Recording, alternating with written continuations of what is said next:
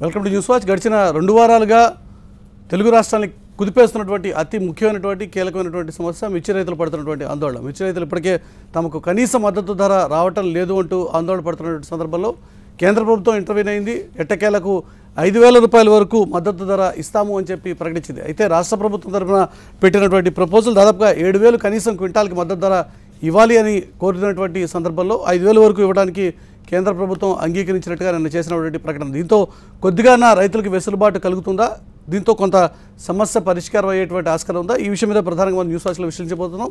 BJP నుంచి ఆ party ముఖ్య నాయకులు దిలీప్ మనతో పాటు ఉన్నారు. అలాగే టీఆర్ఎస్ నుంచి ఆ పార్టీ సీనియర్ నాయకులు కౌన్సిల్లో చీఫ్ విప్ పాత్రుడు సుధాకర్ రెడ్డి మనతో పాటు చర్చలో పార్టిసిపేట్ చేస్తున్నారు. అలాగే మహేందర్ రెడ్డి కాంగ్రెస్ పార్టీ నుంచి ఆ పార్టీ ముఖ్య నాయకులు కూడా మనతో పాటు చర్చలో అందుబాటులో ఉండబోతున్నారు. ముందుగా అధికార పార్టీకి మీ దగ్గర నుంచే స్టార్ట్ చేద్దాం. సుధాకర్ రెడ్డి గారు, మనం అడిగింది 7,000 ఇస్తామంది 5,000, కొంత వెసులుబాటు ఉంటుంది అంటారా? కొంత సమస్య పరిష్కారం అవుతుందంటారా? ఒకటి మురళి గారు, మనం మొదలే మిర్చి పంట వస్తున్న దానికన్నా ముందటి నుంచే అప్రమత్తమై కేంద్ర ప్రభుత్వాన్ని మార్కెట్ ఇంటర్వెన్షన్ కావాలని కోరుతూ వచ్చినాం. ఎందుకొరకంటే బాగా దిగుబడి వచ్చింది కాబట్టి రేటు బాగా తగ్గిపోతుంది. అంటే ఒక్కొక్క ప్రాంతంలో ఒక్కొక్క మార్కెట్లో 6,000, 8,000 ఉన్నట్టు. అంటే గతంలో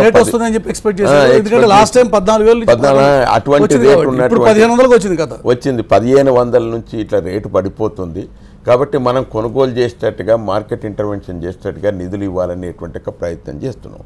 దానికి అనుగుణంగా కనీసం కేంద్ర ప్రభుత్వం 7,000 రూపాయలు మద్దతు ధర ఉండేటట్టుగా కేంద్ర ప్రభుత్వం ప్రకటించమని కూడా కోరినాం.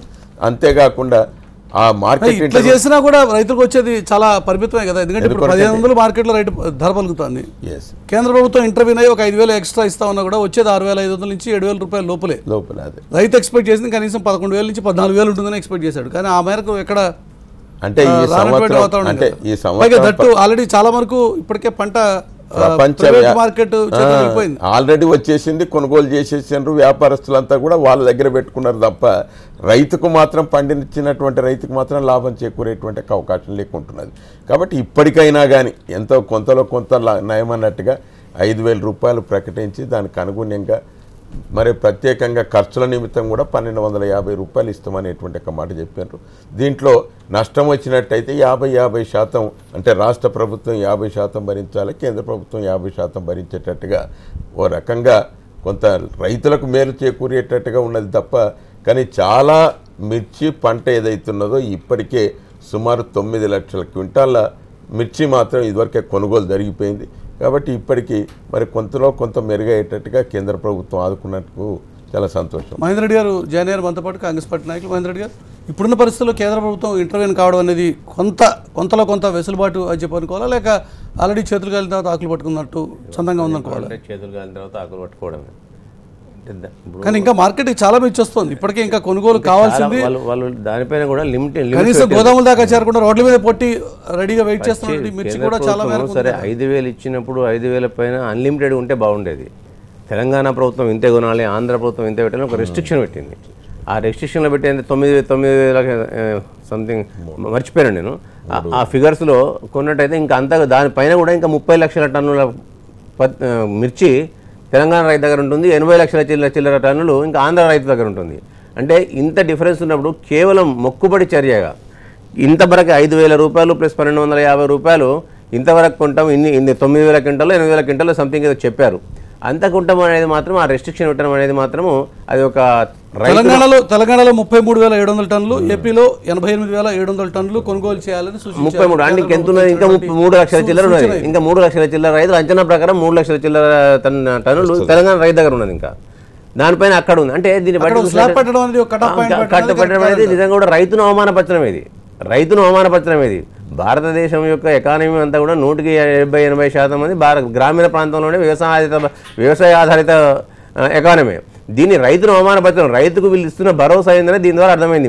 ఇప్పటికి చూసుకున్నట్టయితే నిన్నటికి మొన్న కందుల ధర చూసినట్టయితే కందులు 6,000, 5,000 చిల్లర కొన్నారు ఇక్కడ. కానీ అదే 10,011 రూపాయలు పెట్టి 25 లక్షల టన్నుల కందిపప్పును మాత్రం దిగుమతి చేసుకున్నారు. కందిపప్పును కేంద్ర ప్రభుత్వం దిగుమతి చేసుకున్నది. అంటే ఇక్కడ రైతుకి ఇచ్చేది మాత్రం 5,050 రూపాయలు, 11,011 అంతే కదా సార్. అంటే నేను ఒకటే మాట చెప్తున్నా, ఆ ప్రభుత్వం చేసింది ఈ ప్రభుత్వం కన్జ్యూమర్ కమో అంత ఉంటుంది 200 రూపాయలు నేను కిలో ఎత్తుకాల్సింది కుంటి సాగు. రైతుకి దొరికేది కనీసం అంటే కనీసం 40-50 మురళి గారు రూపాయలు. ఒక్క నిమిషం, నా విజ్ఞప్తి ఏంటంటే కుంటి సాగులు వెతకద్దు, రైతు గురించి కుంటి సాగులు వెతకదు. నేను ప్రభుత్వాలు ఏమైనా ఉండొచ్చు, నేను కాంగ్రెస్ ఉండొచ్చు, తను టీఆర్ఎస్ ఉండొచ్చు, తను బీజేపీ ఉండొచ్చు, అందరం కూడా వచ్చింది గ్రామీణ నేపథ్యం వ్యవసాయ నేపథ్యం నుంచి వచ్చిన వాళ్ళమే.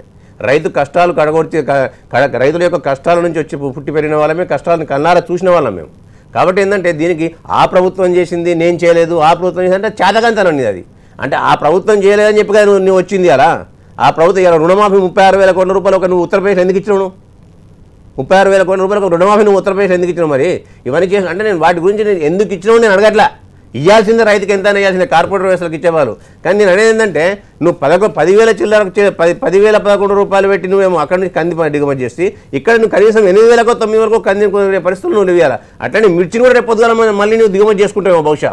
కాబట్టి ఈ కంటిన్యూ రెస్ట్రిక్షన్ పెట్టడం అనేది నిజంగా కూడా దౌర్భాగ్యం, రైతును కించపరచడం అని నేను అనుకుంటున్నాను. వాళ్ళ వెంకయ్యనాయుడు గారు రాధామోహన్ సింగ్ కొంత ఎఫర్ట్ పెట్టడం వల్ల జరిగినటువంటి వ్యవహారం ఓకే, కొంతమేరకు వెసులుబాటు. కానీ ఈ రిస్ట్రిక్షన్స్ లేకుండా ఉంటే కొంచెం మరింత మందికి వెసులుబాటు ఉండేది.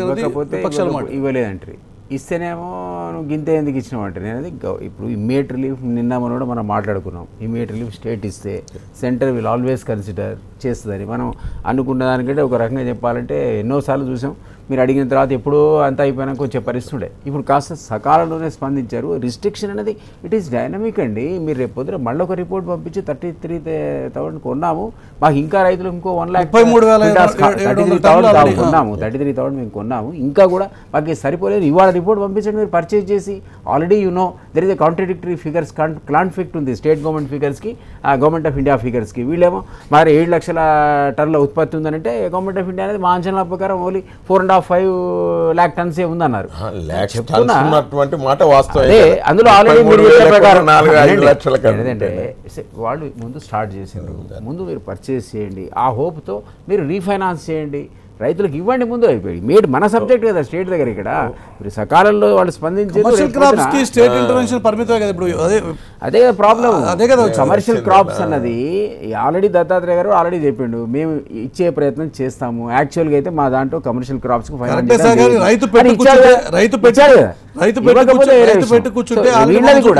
నిన్న కాక మొన్న చూసినాం ఖమ్మంలో ఆల్రెడీ మార్కెట్ యార్డ్కి వచ్చి వెయిట్ చేస్తున్నారు. రాత్రి భారీ వర్షం వచ్చి పడ్డ వర్షంతో రోడ్లన్నీ కూడా మార్కెట్ ఇంటర్వెన్షన్ ఫండ్ ఉండాలి, నువ్వు రిలీఫ్ పంపించాలి, నీ డబ్బులు డైవర్ట్ చేయాలి. నువ్వు మీ ఇచ్చిన 7,900 కోట్లు డైవర్ట్ చేయడం కాదు,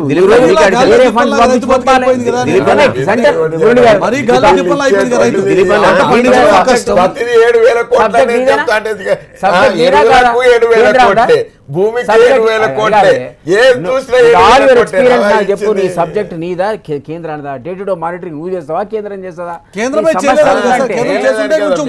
మీరే అన్నారు కదా. ఈ రోజు అది రిలీజ్ అయిన తర్వాత లేదు సరిపోదని రేపు చీఫ్ సెక్రటరీ ఇంకో అధికారిని పంపమనండి. ఇప్పుడు కేంద్ర ప్రభుత్వ వైఖరి ఎట్లుందంటే ఒక నిమిషం, మీరు సీనియర్ జర్నలిస్ట్, గతంలో కూడా మనం చూసాం కేంద్రం యొక్క సహాయం అనేది సాధారణంగా ఏంటంటే ఒక బృందం వచ్చి అంచనా వేసి వాడు పోయి ఇచ్చే లోపల 6 నెలలు గడిచిపోద్ది.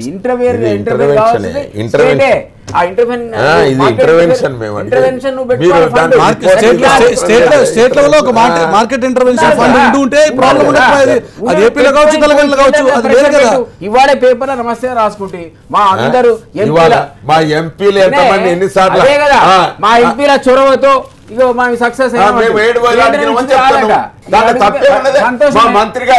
మార్కెటింగ్ శాఖ మంత్రి గారు, వ్యవసాయ శాఖ మంత్రి గారు, మా ఎంపీలు అందరూ కూడా కేంద్ర ప్రభుత్వానికి ప్రాతినిధ్యం చేస్తారు. 7,000 క్లైమ్ ఎవరు తీసుకుంటారు కదా సార్? బాధ్యత ఎవరు తీసుకుంటారు? ఎవరు వాళ్ళు ఓకే బాధ్యత ఎవరు తీసుకుంటారు? ఎవరు వాళ్ళు క్లైమ్ తీసుకుంటారు? ఓకే మా వాళ్ళు వచ్చిందంటే మా వాళ్ళు వచ్చిందని ఓకే, కానీ బాధ్యత ఎవరు తీసుకోవాలి? మీతో నేను ఏకీభవిస్తా. బాధ్యత మాత్రం మా రాష్ట్ర ప్రభుత్వం. రాష్ట్ర ప్రభుత్వం చెప్పన్నారండి ముచ్చట్లు. ఇప్పుడు కుంటి సాగులు చెప్పుకుంటూ కేంద్ర ప్రభుత్వం రాష్ట్ర ప్రభుత్వం పక్కన పెట్టయితే ఇలా కేంద్ర ప్రభుత్వం తీసుకున్న నిర్ణయం ఎట్లుందా అంటే తెలంగాణ సామెత ఉన్నది, చాట్ల తౌడు వచ్చి కుక్కలను కాట్లాడ పెట్టాడు. ఇవాళ మీరు ఇచ్చింది లిమిటెడ్. ఇవాళ ఏమైంది అన్న ఒక నిమిషమే, నేను ఏంటంటే ఇవాళ మీరు ఇచ్చింది ఏంది? దీని రైతులకు అట్లా ఉండే కదా, రేట్ వచ్చింది నమ్ముకోవాలని ఆతృత ఉంటుంది. ఆ ఆతృత ఏంటంటే రష్ పెరుగుతుంది. ఇవాళ మార్కెట్ యార్డ్లలో రష్ పెరుగుతుంది. రష్ పెరిగితే ఏమవుతుంది, మళ్ళీ ఇలా వచ్చే పరిస్థితి ఏంటంటే మళ్ళీ లాఠీ ఛార్జీలు దానాలు మళ్ళీ. అంటే ఇవన్నీ కూడా ఆలోచించాలి. ఏంటంటే మీరు ఆల్రెడీ చూస్తున్నారు, వీటిని అన్నిటి కూడా కళ్ళారా చూస్తున్నారు. అంటే రెస్ట్రిక్షన్ పెట్టడం వల్ల రిస్ట్రిక్షన్స్ పెడితే మన పంట ఈ 33,000 టన్నుల పరిధిలోకి రాదేమో అనేటువంటి ఆందోళన చాలా మంది పోతారు. అది కూడా పట్టించుకోవాలి కదా. 200 నుంచి 2,500 కూడా మనకి పెద్ద మార్కెట్ ఆల్రెడీ ఖమ్మం మార్కెట్ కనబడుతుంది. పెద్ద మార్కెట్ కష్టపడి ఆల్రెడీ కొన్నారు వీడు. ఈ ఒక రకంగా కేంద్రం ఈరోజు నీకు రేట్ ఫిక్స్ చేసి చెప్పేసింది. ఏమని 6,250 రూపాయలు, నువ్వు 7,000 అడగచ్చు, 6,250 రూపాయలు ఆల్మోస్ట్ ఫిక్స్ అయింది. నేను అంటున్నాను నువ్వు అదే రేటుతో కొనుపోయి ఉన్నదంతా కొన్ని కేంద్రమే ప్రెషర్ పెట్టు. అంటే బోనస్ కూడా ఇవ్వచ్చు.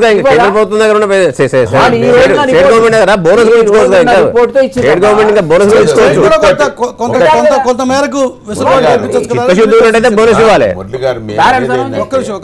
దేశవ్యాప్తంగా ఇవాళ 2 తెలుగు రాష్ట్రాల్లో మిర్చి పంట బాగా వచ్చింది. కాబట్టి మమ్మల్ని ఆదుకోమనేటువంటి ఒక దృక్పథంతో కేంద్ర ప్రభుత్వం దగ్గర కొద్దిగా నిధులు ఉంటాయి, మన దగ్గర నిధులు తక్కువ ఉంటాయి. మొన్ననే కందులు కొనుగోలు చేసినాం. కందులలో పెద్ద ఆందోళనకరమైనటువంటి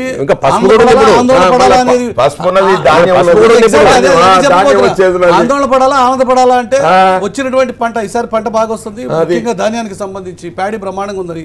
ఈ రోజు పత్రికలో మంచి ఫోటోలు కూడా వచ్చాయి, అంతవరకు బాగానే ఉంది. నెక్స్ట్ రైట్ ఓకే, మిర్చి వరకు మన కళ్ళ ముందు కనబడింది, టెన్షన్ పడ్డాం. అంటేనో వ్యాపారస్తులే కొనుగోలు చేయాలి, రాష్ట్రాలదే బాధ్యత. రాష్ట్రాందే బాధ్యత. అందుకొరకే ధాన్యానికి ధర నిర్ణయించినము, ఆ నిర్ణయించిన ధరకు మాత్రమే కొనుగోలు చేస్తాము. ఏ వ్యాపారస్తులు కూడా ఆ నిర్ణయించి ఎంఎస్పీ కన్నా తక్కువ కొనడానికి వీల్లేదు అనేటువంటి ఒక మాట చెప్తూ వస్తున్నాం. కాబట్టి ఐకేపీ సెంటర్లలో ఏ రైతు కూడా తక్కువ ధరకు అమ్ముకోకండి, మీకు ధర మినిమం సపోర్ట్ ప్రైస్ ఇస్తాము అనేటువంటి ఒక నమ్మకం భరోసా కలుగజేస్తున్నాం. ఆ రైతాంగాన్ని ఆ విధంగా ప్రచారం చేస్తున్నాం. ఈ రకంగా ఎక్కడ కూడా రైతులను ఆదుకునేటువంటి ప్రభుత్వం సింగూరు ధాన్యపు సిర్లు అని చెప్పి హరీష్ ఫోటోలు దిగిన మంచిదే, సంతోషమే, మంచి పంట వచ్చింది. కానీ రేటు మళ్ళీ అక్కడే వచ్చింది, సేమ్ ప్రాబ్లం. పంట బాగుంది, కందుల చూసినాం, ఇవాళ మిర్చి చూసినాం, రేపు ధాన్యం చూస్తాం. కాబట్టి ధాన్యము ఇంకా పసుపు కూడా ఉంటది, ఇవన్నీ కూడా వస్తున్నాయి. ఇన్ని 3 ఏళ్ళైంది, 3 ఏళ్ళ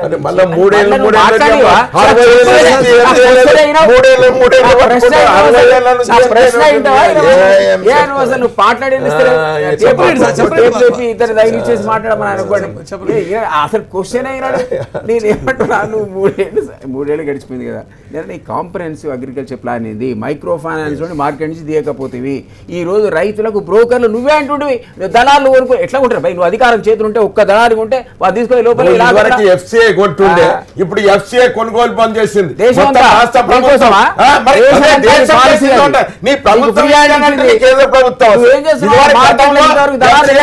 ఎన్ని కొనుగోలు చేస్తుంటే ఈ రోజు మార్కెట్ నువ్వే కొనుగోలు చేస్తే నమ్మకం ఉండే రైతులకు